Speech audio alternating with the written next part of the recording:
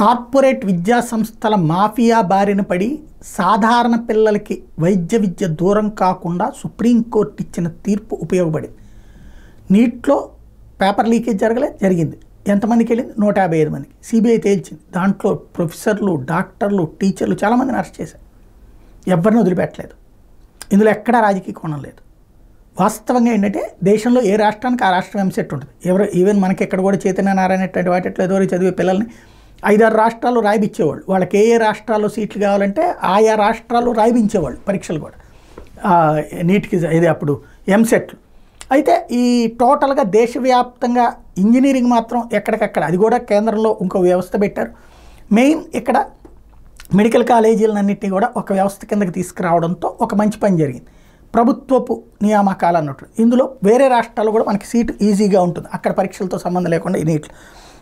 ఇది కార్పొరేట్ సంస్థలకు నచ్చట్లేదు. ఎందుకంటే ఇప్పుడు ఇంతవరకు ఎంసెట్కి ఒక ఫీజు, మళ్ళీ ఈ వారం రోజులు ఇంకో రాష్ట్రంలో రాయించడానికి ఇంకో ఫీజు, ఇంకో 3-4 నెక్స్ట్ వారంలో రాయడానికి ఇంకో ఫీజు, ఇట్లాగా భారీగా సంపాదించుకునేటటువంటి దానికి బ్రేక్ పడుతుంది ఒకటే ఫీజు అయ్యేటప్పుడు.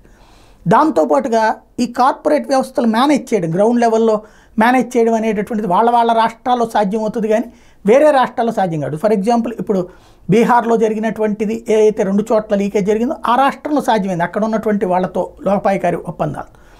అట్లాంటిది కుదురుతుంది, మనకు కుదరదు కాబట్టి అన్నటువంటి కోణంలో అసలు విడిగా నిర్వహిస్తే కార్పొరేట్ విద్యా సంస్థలన్నీ పండగ చేసుకుంటాయి. అందుకోసమని నీట్ వ్యవహారాన్ని మీడియా ద్వారా ఇంత రద్దు చేసింది.